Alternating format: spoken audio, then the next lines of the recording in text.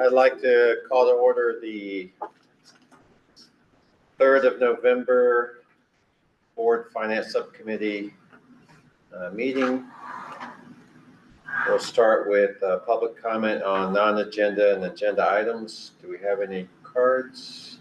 No cards have been submitted. Is there anyone? We're not doing online, right? That's right. All right, we'll go right into item 3 then, discussion and action items. First up is the fiscal stabilization plan update. Okay, Luce. Hello, everyone. All right, so we have some meaty items that are attached in the agenda item. First of which is the pre-first interim multi-year projection, or MYP as we call it. I just want to note that was, I get to say things like we're going to have a pre-first interim MYP done. Staff then has the privilege of working on it so deeply. And I just want to note, like, staff did tremendous work to get us here. The updates and revisions they did to the budget, it's typically what we would be starting right now to get done for first interim. And so it was a heavy lift, and they did a really, truly remarkable job at getting it. So to Joel and to his team, I say thank you very much. We also have the updated cash flow projections for the current year plus the next year. And it has actuals through September now. So you've heard me say before, the budget is a guess, but with every passing day, we make a better and better guess at where we think we're going to end. And so with cash flow projections, we now have reality or actuals through September. And so that's reflected in there. Come first interim, we'll have actuals through at least through October, maybe even November by the time we post for December. And we've got some high level considerations in terms of the solutions that we'll be researching to be able to bring solutions to the board to both deal with the cash flow as well as the structural deficit that we see in the budget. Okay, so I'm going to start off with cash. I recognize it. Are you sharing screen, or do you need me to log in and share the documents? If you could please, just so I can talk and move things around over here on my end. Sure, it'll take me just a second. So while you're doing that, I'm getting a little bit of feedback on my end. Is that just me? Can you guys can you hear me okay? Yes, you're fine. Okay, perfect. So cash flow wise, we've got updates for the current year and for the next year. Please note, this is a best practice, a good habit for a school district to have, to always do cash flow projections for the current year plus 1 year out. It's also become the expectation from the county now. They want to see us thinking not just through the end of this year, but through the end of next year as well. This is one of the additional requirements that the county has placed on us, where they want to see us working through those cash flow projections. And they've actually been a strong partner for us in this area in terms of being able to refine those cash flow projections. And so I'm in the cash flow projections, I'm just going to go right to the end of June of 2026.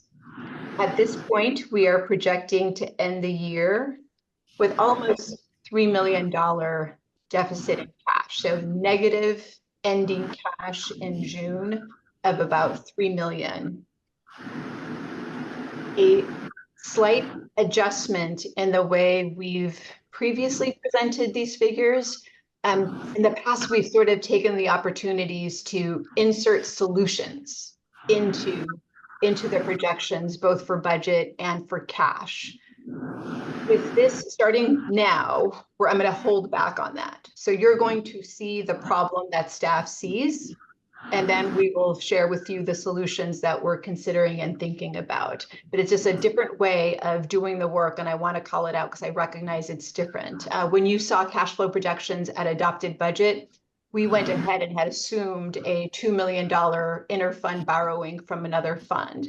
I'm going to show you, here's the problem, and this is the problem we're trying to address. So we're at minus $3 million cash flow at the end of June of 2026. And Lisa, are you sharing screen?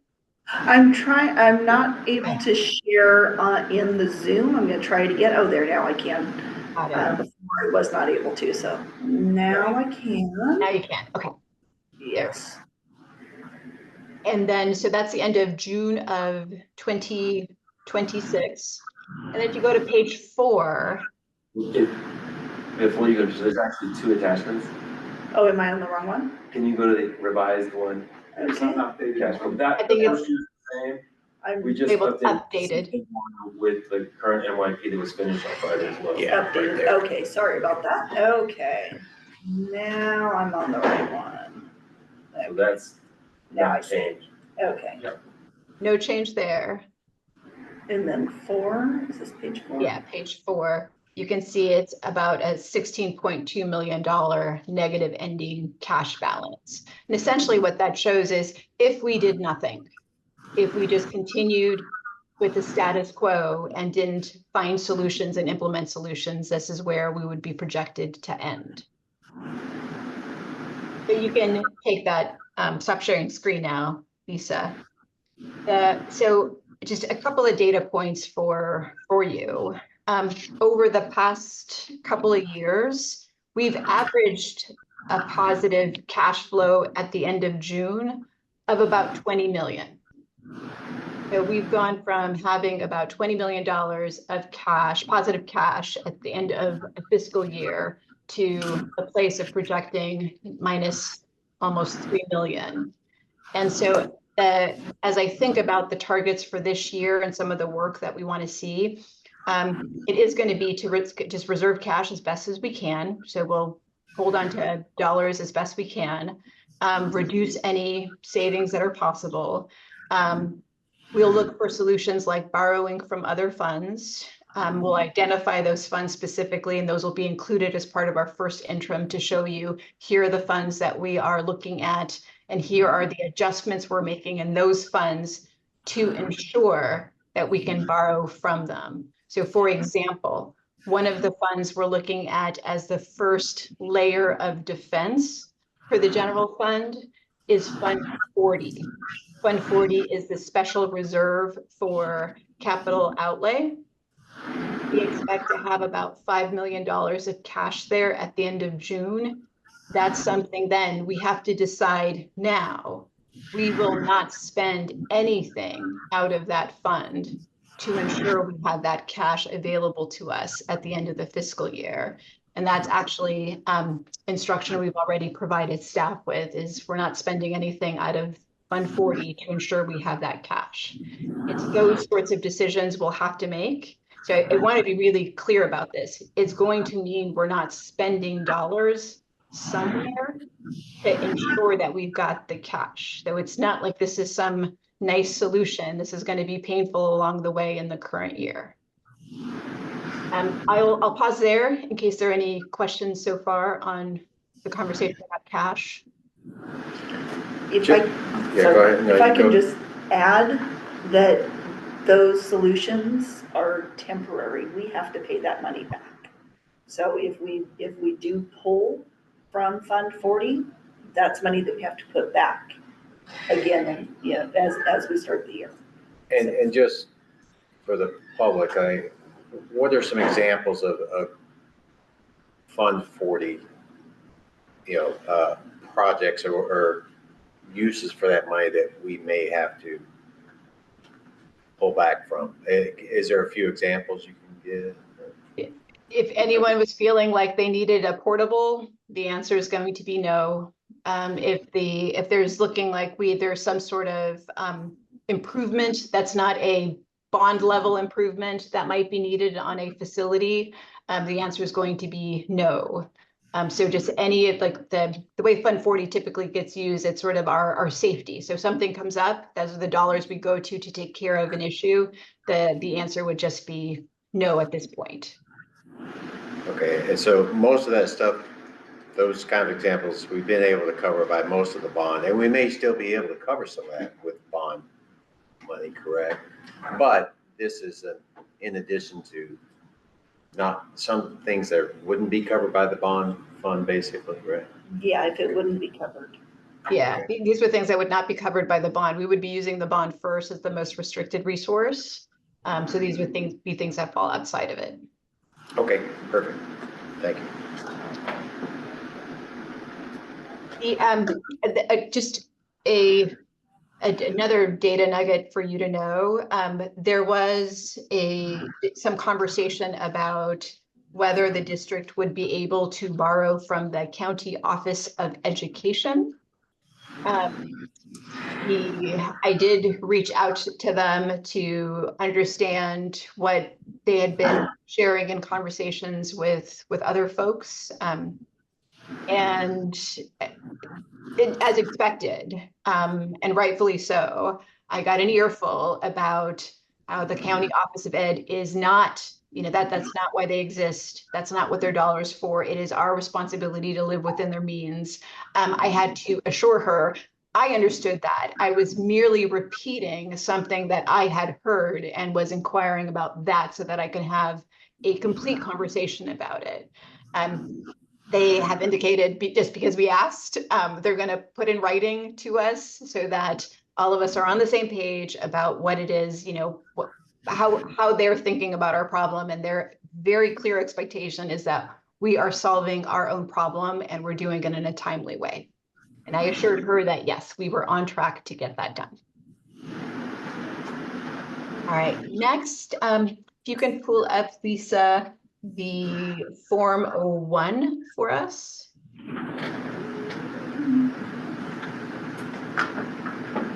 And I will note we are in a slightly worse place than we were at adopted budget.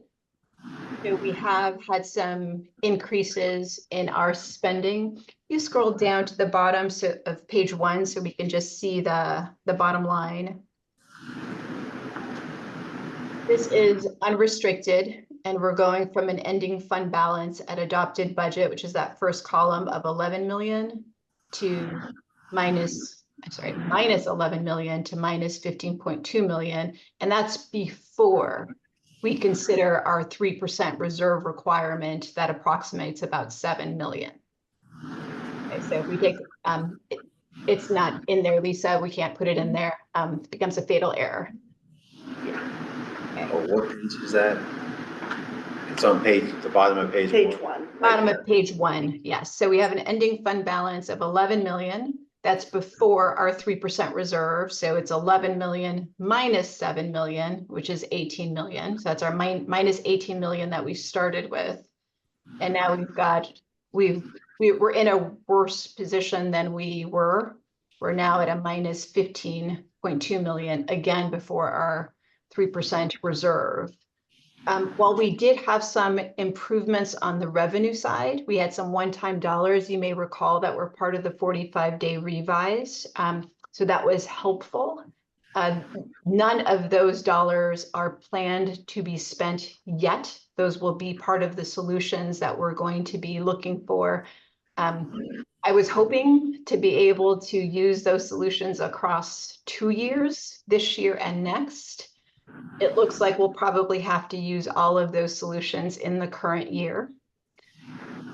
Some places where we saw some adjustments in spending include staffing, so in our personnel costs. We, in particular, one I want to highlight is special education. It's going to be there won't be a way to see special education on there individually. Yeah. No, I was just going to get too restricted was all, just to see it there, but that's okay. Got it. For special education, we've done some real digging into the spending. One of the new items you're going to see as an information agenda item for the November meeting, November 12th, I think it is. You'll have an information item that is new, that is going to summarize all of the contracts that we have with NPA and NPS, non-public agencies and non-public schools. That's something the team has been working on for a while. We've got it done. And so you'll be able to see a summary of that work as part of a standing agenda item. What we've agreed to amongst ourselves is we're going to post it once a month. So once a month at a board meeting, you'll be able to see what those contracts are looking like. That one's really important to us because that is where we're seeing some of the larger increases in spending. Some of the larger increases in spending are happening within special education. And so we want to make sure we're giving it the love and attention it deserves to understand how things are operating programmatically. What are some of those adjustments we can make to be more efficient and more effective, just to get better outcomes for our kids for the dollars that are being invested.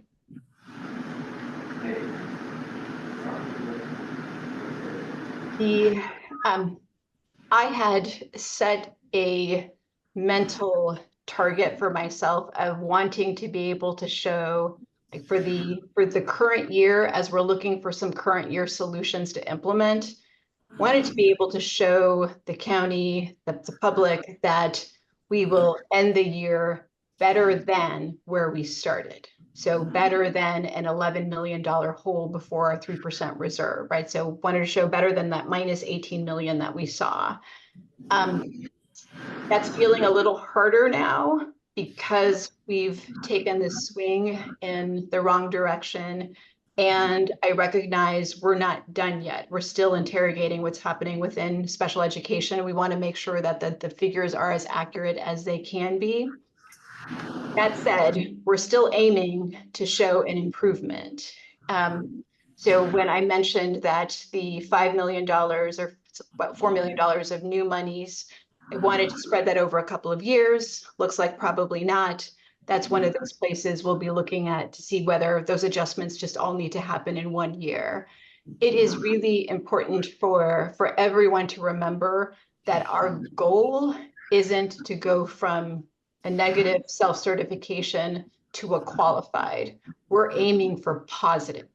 We want to be able to show that we're going to be able to meet our financial obligations for 3 years, not just maybe we can meet our financial obligations. I recall reading in one of the letters from the county that showed the number of years that we have been qualified. That's what we want to stop. We want to get ourselves qualified. Is not the norm. It's not the standard practice. It's not where we want to be. We want to move to positive, and that's the work we're going to do, is to get ourselves to a positive self-certification that the county can concur with. I'll pause there in case there are any questions or thoughts. Anything, Lex? No, not on that section. Okay. Lisa, I think you can stop sharing screen now. And then the last piece I want to go through are just share with you some of the ideas we're exploring for budget solutions. And these budget solutions, we sort of think about them in 3 different ways. Can this help my reserve this year? Can it help the reserves? Can it help cash? And can it help the structural deficit? Most of them can't help all 3, but that's what we're looking for. Those are sort of the 3 ways we're thinking about them. The first bucket of solutions we're looking at are to maximize the use of restricted resources. We do have about $15 million of a restricted ending fund balance from the prior year. And we're looking through those to see what possibilities do we have to take unrestricted expenditures and move them into the restricted resources. One of the rules we live by is to use our most restricted dollars first. And so that's one of those solutions we're looking to. That would help our ending fund balance, our reserve for the current year, which is very appealing. With some of those reserves, some of the fund balance, we can't necessarily shift something into it And so then it becomes a question, if I can't shift any unrestricted expenditures into the fund balance, can I hold it to help my cash balance? In some cases, the answer is no, because the grant will expire at the end of the fiscal year. And so in those cases, we're not giving any money back. We don't want to lose anything. And so we'll ensure that we spend it to be able to make the best use of it. For others, where we won't lose the dollars and I can't shift anything into it, then it becomes a question of just holding it. And when I say holding it, what I mean very specifically is we won't post it so that the budget manager can spend. And so if we don't post the budget, they can't spend it, which means we're holding on to it as part of our fund balance, and we hold on to it as part of cash.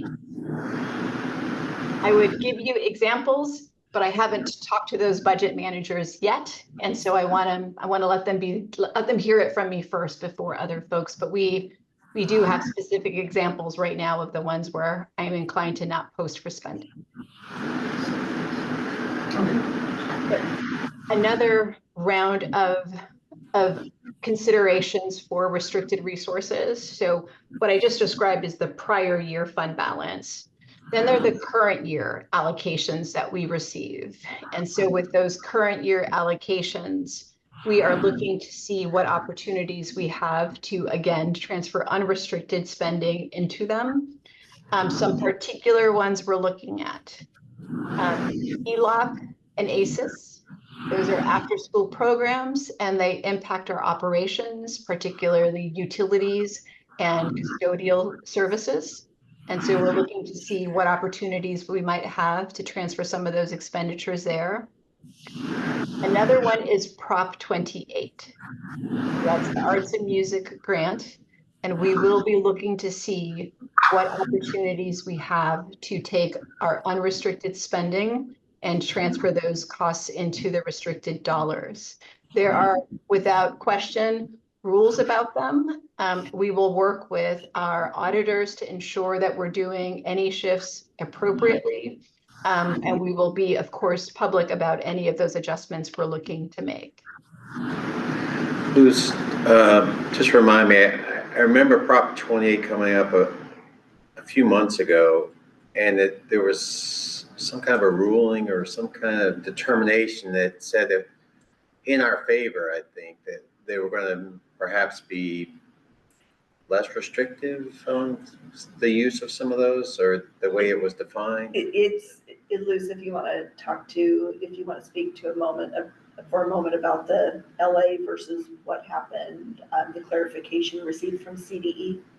Yes, so this came up as an area of concern for many school districts. Prop 28 is known for having what's called the supplement, not supplant rule. What folks figured out was that in the environment we're in, where many school districts are declining in enrollment, we've got less dollars. The intention was not to allow for science FTEs to be reduced, math FTEs to be reduced, English FTEs to be reduced, while continuing to grow art and music. That wasn't the intention. And so there's an clarification that CDE released, including a spreadsheet and auditor guidance that says, this is what we meant. Go through the math this way, and this is what you have to be able to show to meet the supplement, not supplant requirement. There is a LA Unified did something similar. They did it not quite the way CDE released the rules and the guidance, so it was a little different. And they did it before CDE released the guidance. And so oftentimes folks will point to, well, LA was sued for that. Yes, but LA Unified did not do what CDE guided us to do, and they implemented before CDE actually released the guidance. And so we're in a different boat than LA Unified was. Okay, thanks for clarifying that. I remembered that, and then I couldn't put my finger on the exact wording, so thank you. Sure. The one other area of it's not a restricted resource, it's a targeted resource, but our supplemental and concentration dollars. So we receive supplemental and concentration dollars for targeted populations of students. We'll be doing I'm saying a deep dive as if we don't do a deep dive every year. I know staff does a deep dive every year, but this is another round of it. And it's just from a different vantage point because we do need to make reductions and shifts in spending. And so we're looking at it the way we look at it every year, but it's with a different desired outcome in mind. And so that's another batch of dollars we'll be looking at that way. The next bucket of possible solutions that we're looking to are reducing supplemental pay. And supplemental pay means things like the car stipends that have already been agreed to be reduced, overtime pay, looking at those carefully, and of course the vacation payoffs that administrators have already agreed to adjust as well. We also are looking really deeply, some really hard conversations happening about how we can reduce and restructure the district office. It's included some hiring freezes we've already put in place, but there are other solutions we're looking to see how do we reduce the staffing we have and how do we do the work differently. And I will tell you, one of the questions that I keep nudging at and I will continue to nudge at is answering the question of what will we stop doing? We have to stop doing some things and focus on the priorities to ensure that we're able to actually implement the solutions with fidelity. We will be looking at tightening school site staffing. We, of course, know what the CBAs read, what Ed Code reads, but that is where most of our spending goes. And so we will be looking at how we can reduce school site staffing. Another area is what I mentioned earlier about managing our cost increases for special education. As you know, we are looking at the possibility of forming our own SELPA and seeing what that can mean for us in terms of dollars and what it can mean for us in terms of operations, in terms of the way we provide our program. John and his team are also looking at how we might be able to negotiate some of our rates for NPAs and NPSs. That was another one of the commitments we have for the year. And then last, I'll note that John and his team have completed a tool prepared by FICMAT. It is called the Special Education Efficiency Tool. It's a tool that just forces us to look at some data in a concise way. It doesn't give us the answers, but it gives us the data to look at so that we can then think about what are some of the adjustments we can make, what are some possible areas of improvement for us to focus on. And so it's step one of multiple conversations that'll happen, but it gives us a point of looking for possible improvement in the way we do business within special education. Some intermediate to long-term solutions. We've talked about a parcel tax. We've talked about surplus property, right? We've got the 7-Eleven committee that's going to be starting. None of those are going to be solutions we can incorporate into the MYP this year, probably not even next year. But for me, that's okay. If we can work on these things in parallel and figure out at what point will we be able to seek some of these solutions out. And so when you see the fiscal stabilization plan that we'll take to the board for approval, it will include, and we want to work on this and we want to work on this so that we're not just thinking about next year, we're thinking multiple years out. And then last, we do have some unbudgeted needs that we will be needing to incorporate into the MYP. One will be technology replacement. Another is curriculum adoptions. We know there's one coming up next year. We want to make sure we've got the dollars set aside for it. Deferred maintenance is the third area that we want to ensure we start setting some dollars aside to be able to maintain our facilities. And the last one is what's called the OPEB liability. OPEB is an acronym that stands for Other Post-Employment Benefits. So the question that might come up, well, other than what? So other post-employment benefits other than pension. So that generally for school districts will mean health and welfare, so major medical. It's not uncommon for school districts to provide medical benefits to retirees for a certain period of time after they've given so many years of service. This is a liability that exists. It shows up in our audit reports. And what we can see so far is that we've not been setting dollars aside to fund the liability. And so we'll be taking a deep dive into the actuarial valuation report that we have completed every couple of years and making a recommendation to the board on how to fund the OPEB liability. And then once we do that, it gets incorporated into the budget and the MYP. I'll pause there. I know that was a lot. I actually meant to stop at the halfway point and I didn't. But I'm happy to take any questions, any thoughts, any suggestions that you have.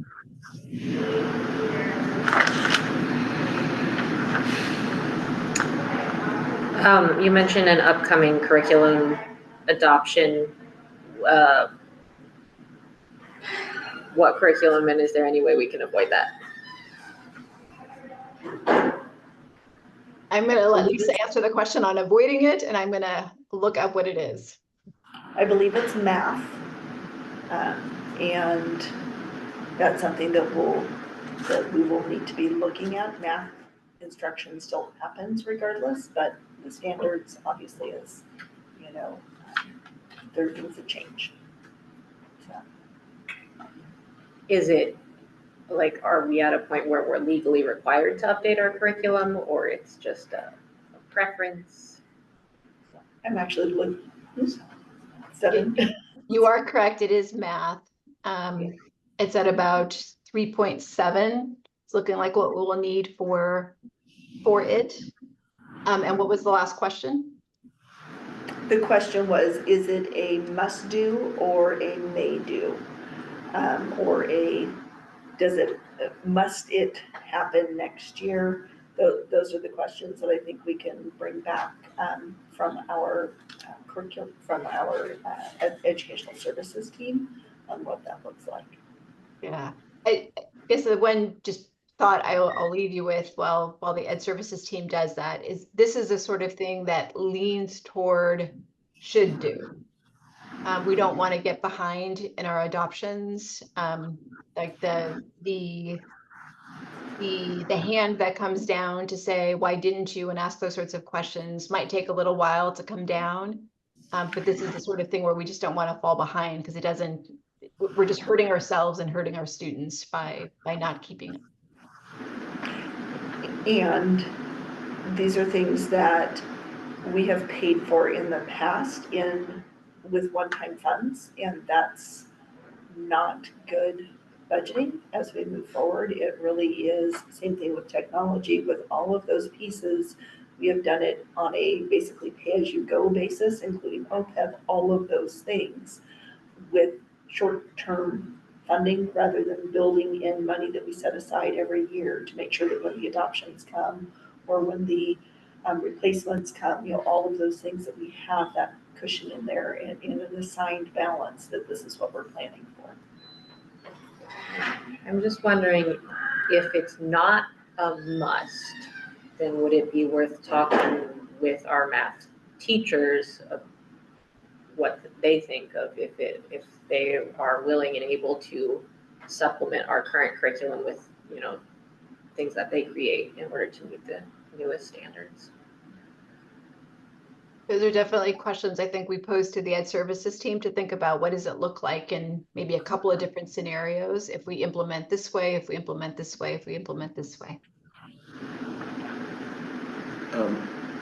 Regarding some of the other unbudgeted needs, and I just want to, I assume that the deferred maintenance and technology replacement are things that would not be covered by the bond, is that correct? That's correct. Okay. Do we need one-to-one Chromebooks? Can we go back to the olden days of there are some Chromebook carts and teachers get access to them some of the time? That is where we're going now. There will be a revision to the plan for this year that Educational Services and Technology have been working on. That's a shift actually that we've been talking about, that technology really needs to be driven from the educational services side of the house, and then our team needs to come up with how we make that happen. And in the short term, yes, but we still will need to, we don't have funds to even replace that right now. So that's where we are, is looking at what should that technology plan look like? And if you recall, I think Roxanne, or President McNally, you were on the board, Trustee Kirby was not yet. We had looked into having a technology study done to kind of help us, with some recommendations around those things as well. We did not move forward with it at the time, just because of bandwidth around school consolidation. Luce, I don't know if you have anything to add about that. No, that was perfect. The that consideration of, do we really need it, right? It was one thing when we had all the COVID relief dollars where we felt like we had to and we had the dollars for it. We're no longer there. And so finding those ways of rethinking the way we use technology in the classroom, I think it's a critical time too. Do we have any curricula that are entirely online, or are there any teachers that are forced to use Chromebooks in class, or? All of our teachers are required to for testing. And so that's Right. That's part of it, is the testing schedule, whereas right now you can test, or where it's been in the last few years, not right now, where it has been is you can test school-wide at the same time. Obviously, we have to look at those schedules differently, and those are conversations that we're having that are going to be continuing over the next little bit before we move into testing season. All right, some of the other solutions, that the supplemental pay portion of that is all contractual with SRTA, correct? That we need to, yeah.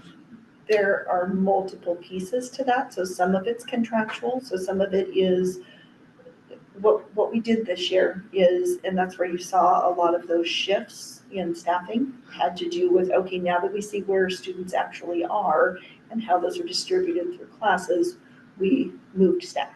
We changed master schedules, all of that to maximize the staffing that we had and reduce the overage costs that we had around that. So the amount, if there are overages, then yes, that is covered in the collective bargaining agreement. And it's not something that we will likely be able to avoid all overages. It's just not the way that works, but being very mindful about those overages. The other supplemental pay is around overtime, that's labor law. We also have other things that are contractual, like stipends and things like that. Okay. Anything to add there, Luce? No, that was perfect. Everything else, I guess, we're obviously going to hear about the SELPA stuff after this, so I'll hold those questions for that. Can you perhaps expound on the ELOP and ACEs? I know you mentioned them briefly. Do we have any ideas about where we can perhaps make some savings there? Yes. So the ELOP dollars, they're coming pretty high. For us, it's about 6.3 million. ACEs, we're collecting about 1.4 million. And what school districts have figured out is that having the after-school programs spectacular, right? We want to do it. We want to continue to do it. we're definitely, it's an investment worth making. We're recognizing though the impact it has on our facilities. And so in response, what school districts are figuring out is, okay, how much more am I spending in utilities? Because I have these sites, just lights are on for a longer period of time, right? Everything's getting used for a longer period of time where our sites would otherwise be resting, they're not resting. And so we figuring out those incremental dollar differences to be able to charge those to the ELOP dollars is one piece. Another example of that is custodial services. The way our custodial services are used is changing now, because when they would be cleaning a site, they're not able to because some of those rooms are being used up for those after school programs. And so that's another piece for us to look at. This is a move that I see school districts making up and down the state. I think we're just joining some of that thinking about how to make sure that we're maximizing the use of those restricted dollars. And we, as a district, we're required by law to provide both of those programs, correct? ELOP, yes. So we are required to provide after-school programming, well, and not only after school. So it's every school day, we have to offer up to 9 hours of programming. So if our school day is 6 hours, that's an additional 3 hours of programming for every school day, plus 9 hours for an additional 30 days during the year. Whether that's intercession or, summer, all Right. of that. And that's for TK through 6, and prioritization for our unduplicated pupils. For the ACEs, that's a requirement of grants. So ACEs are grants, ELOP is an apportionment. Thanks for explaining that. That's all I've got for now. You got anything else? Can I ask the big question? Does anything in any of these pre-first interim numbers tell us if we actually save money by closing schools? Yes. Go ahead, Liz. So high level, if we look at the difference of spending between last year, where we ended at unaudited actuals, and I point to unaudited actuals because it's real, it's done. That really is what we spent. There's no guess left in unaudited actuals. If we compare unaudited actuals to where we are as of the pre-first interim budget, we're looking at about savings of about $7 million for all of those pieces of just how much did we spend last year? How much do we think we're going to spend this year? It's about a $7 million difference. Okay. Yeah, I know, the purpose of receiving this report basically is for us to guide you prior to our next meeting, our next board meeting. And I would just say, just for the general public, it would be helpful, to Roxanne's point about that question from last year, but even looking back further, maybe, and I don't know what, I don't mean to throw a bunch of extra work on it. I don't know how hard it is to trend it out from perhaps 2021 post Looking COVID. at our unauditeds compared to budget. Correct. Unaudited comparison each of those years. I think it'd be really helpful to see that for the public, because there's obviously been some talk about the lack of transparency and everything, and just to be, I think maybe it's clear for parents, general people, non-educators to be able to non-accountants for sure, to be able to make a better sense of the numbers here on the sheet, just more simplified, I guess. And if I can point to actually that there is an item that's attached on here as an information item, which is a link to a site that our information evaluation team, specifically Dr. Bardelli, created, that does capture the CDE level data as Okay. far as year over year. There's quite a bit of information on there, transparent SRCS, and so that is, I believe that's linked under an information item on the, on there. Oh, is that at the very bottom of the? Yes, yes. And so that's a great place if people want to look, because that was the intention behind that, was to create more transparency in not only our numbers, but also how we compare to others, you know, in the county or similar districts. That information is there, and that's all with publicly available data. So that was in 7A, the school finance terms and budget process overview. Is that the one? Yes. Okay, Yeah, it's just right wanted there. to make sure everyone, I did not click on that. Apologies. So That's all right. I think it's a perfect place for us to remind everyone of Right. that okay. availability. Yeah, it'd be nice, you know, to see where. I'm sure, hopefully it does, like where we put in some of these things, you know, special ed, some of our closures, you know, hopefully on there, I don't know, does it go into like where we are implementing some of our programs? I know some of the stuff we've only done since February even. So Right. I know That's it's a hard big to part of it. see those changes, you know, it's not gonna happen like Right. automatically, right? It takes some time to be able to see the effects of those changes. Exactly, especially when you look at this year, when we think of what our mergers look like this year, our consolidated sites compared to what they may look like a year from now, 2 years from now, as we move through that and say, okay, here's what went well, here's what we need to shift. You know, some of those areas that we need to look at are how we use our FTEs more effectively on those shared sites. You know, what does that look like? Those are the pieces that we get to work through with our labor partners, Right. as we say, okay, how can we do this in a way that best serves students and is good for, you know, our fiscal stability? Because those are really, those go hand in hand, and every conversation that we have has to be, how do we support students in our most fiscally responsible way? Right. I mean, to that point, I don't know if now is a good time to maybe to talk a little bit about, since we're talking about transparency, and obviously some of the recent, some of our partners were concerned about our transparency and calling for outside auditing and things.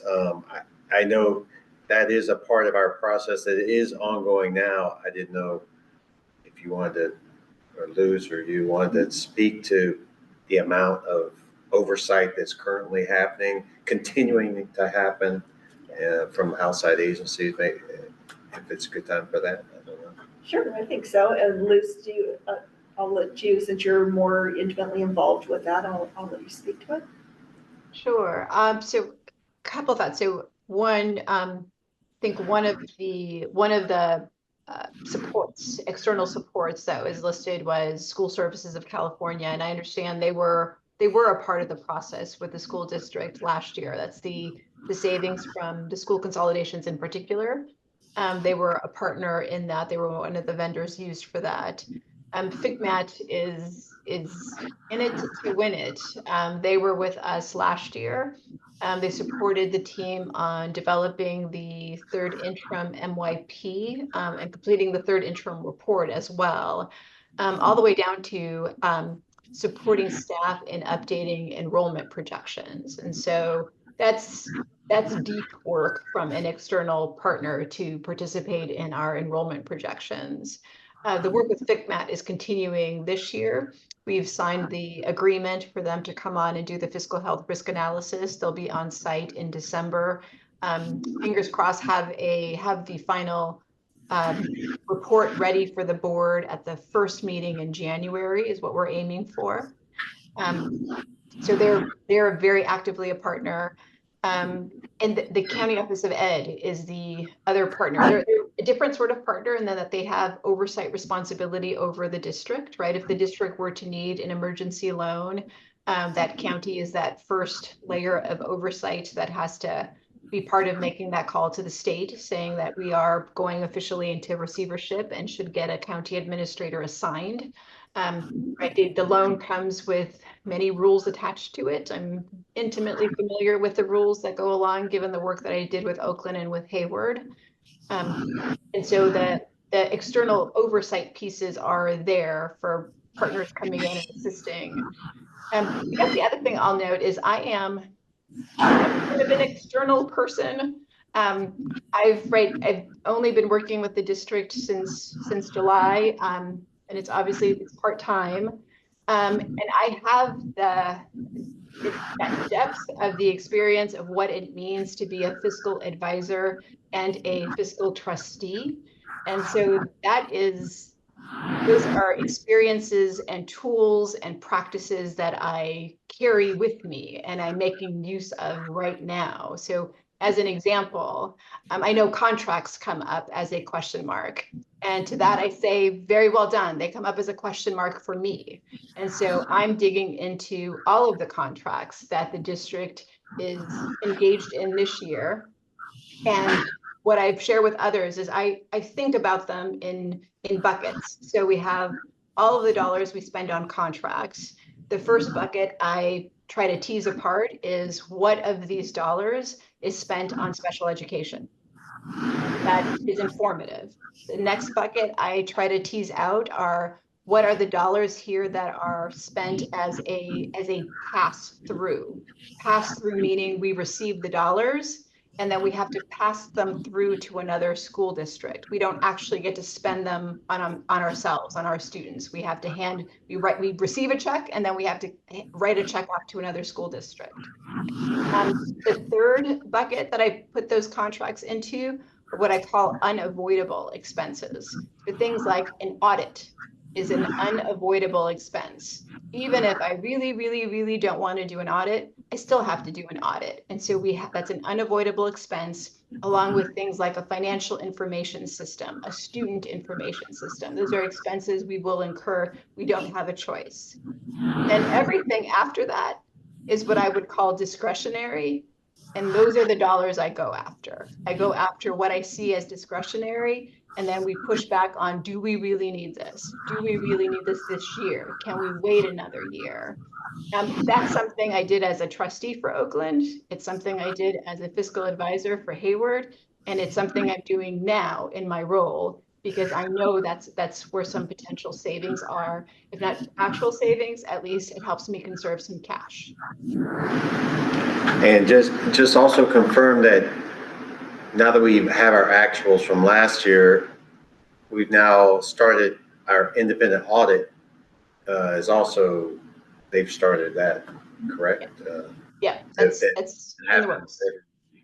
And so that's even another form of oversight, correct?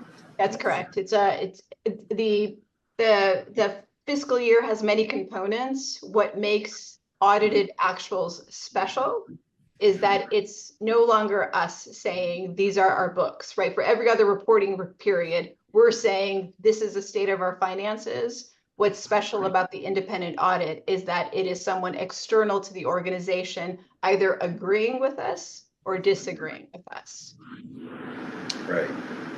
I did have someone asked me the question. I just want to confirm that FICMAT was actually a state level entity, right? So it's like even beyond the county, right? I don't know, is it California Department of Education? Do you happen to know? If you don't, it's okay. But no, it's a state agency. So yes, to state level, it is not a part of the CDE. It is independent. It's part of that independence that makes it special and where it gets most of its authority is that it's independent. Okay, great.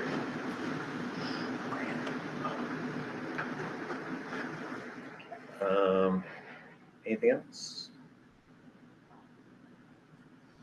Bruce, do you have anything else? I didn't mean to cut you. I know you were stopping there for some questions. Do you have more to go? No more. Okay. Well, I think that's all we have on our end. Thanks for. Yeah, I was just saying then we have SELPA, but. Yeah, SELPA, right. Okay, thanks, Luz. Appreciate the, all that great info. Thank you. My pleasure. All right, next we have the SELPA update. Okay,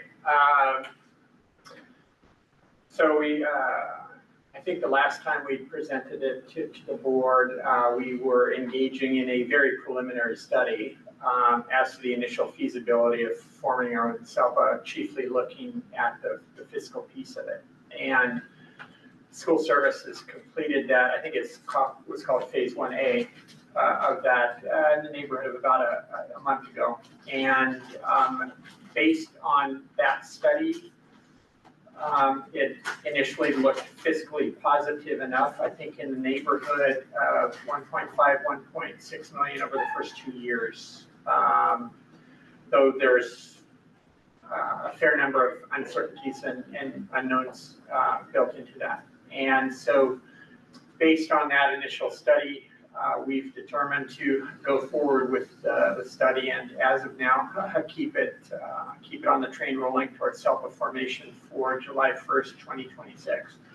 As a piece of that, we're working with a lawyer through F3, and who is coming up with a timeline, making sure that we cross our T's, dot our I's, and we're doing additional fiscal analysis. There's quite a lot of pieces to this. I'm going to raise some of the sort of question marks at this point. For example, we run the DHH program at Hidden Valley, which is a regional program that we operate on behalf of the SELPA. And so we are serving students from other districts. In fact, of the 18 students in that program, 4 are SRCS students and 14 are from other districts. But that is funded off the top through essentially pooled money from all the districts in the county through the SELPA. So there's a question mark of what would happen to that. Potential options are an inter-SELPA agreement, where we would make an agreement to serve students from Sonoma County SELPA, etc. Other questions, the county office does run certain programs now where we have students placed. We have students placed in the specialized health program. Currently have 12.5 students. We share one with the district and have a total of around 20 students placed with SCO. At this point, the options would be to bring the students back to Santa Rosa City Schools, and that's our favorable option if possible, or work out MOUs with SCO to serve those students.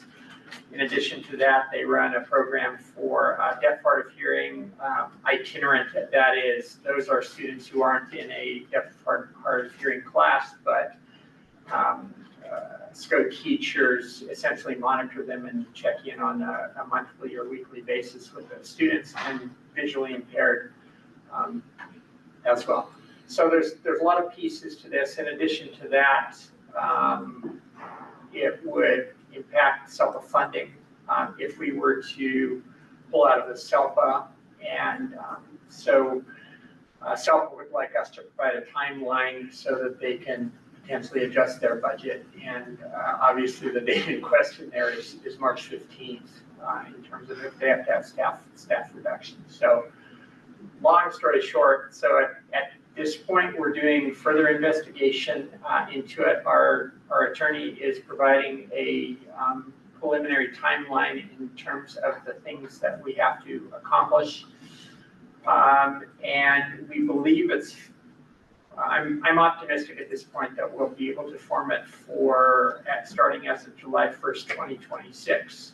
But it's also possible that we would have to wait until July 1st, 2027. But at this point, we're proceeding forward with the intent of forming a Santa Rosa City Schools multi-district, that is the elementary school district and the high school district, are technically 2 districts, SELPA.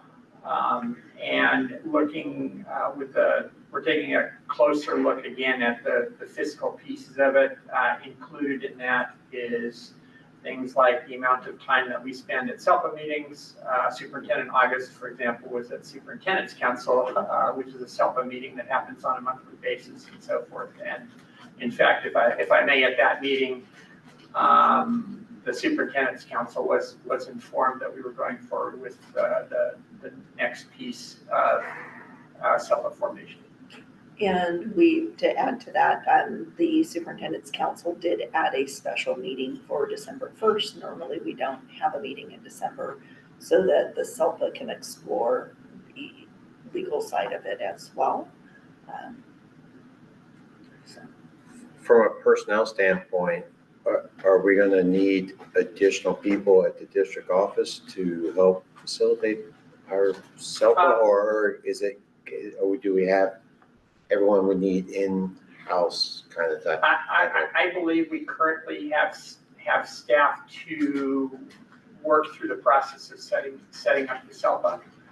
And working with our attorney to do that. My expectation too, in terms of running a SELPA, I would not anticipate any extra administrative staff. I think the additional pieces to it may be on the data reporting end, which is Dr. Bardelli's department. And there's a lot of special ed data reporting that occurs. And currently we do that through the SELPA. And there's some additional fiscal pieces as well. As if we were to form our own SELPA, part of that includes regionalized program specialist dollars, which is essentially we would get approximately $300,000 in money to help fund our own SELPA operations. But the other hope is that we would be able to shift some current administrative costs that are general fund expenditures over into that SELPA operations cost. And is that some of the savings that you were talking about? Yes, Some of that is from that. That's a piece of the savings. Yeah, exactly. So did I hear you correctly? You kind of need, you will need potentially board direction by March 15th on how to proceed. Much earlier Much than that. earlier than that. Much earlier than that. So we're hopeful to have an idea of our next step, I think, in December. I would agree with Superintendent August on that. Yeah. Because it is important that we, keep our partners at SELPA informed Sure. also, because it does impact multiple districts across the county. So that's something, we are, as we've shared, it's important that we do our due diligence to determine if if so, when, as part of this. Yeah, and it's, as we talked about, it potentially impacts our multi-year projection in terms of our own fiscal stabilization plans, to have that really honed in as to what effect, positive or negative, that would. Any other questions? Anything else for us on SELPA? I will keep you updated as this progresses. It's moving quickly, but we're, I think we have the capacity in working with attorneys to be able to make the decisions we need to make. All right, thank you for the presentation. Let's see, now for approval of minutes, I think Both of us were here, so we're gonna have to put that off until Trustee Caston's back with us, so we can have a quorum to vote on all of those. And I guess next is just a recess to close session. All right, so it's 4:39. We're going to show currently a recess to close session. Where are we gonna do close? In the conference room at the end of the hall. I'm gonna use the restroom. Sure, do you need my, there's one up there.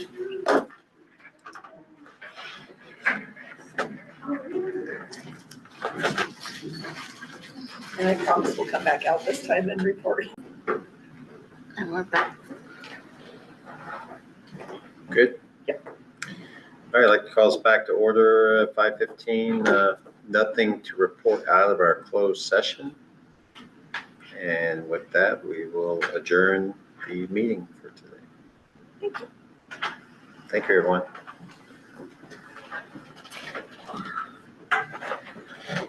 Yay. Okay.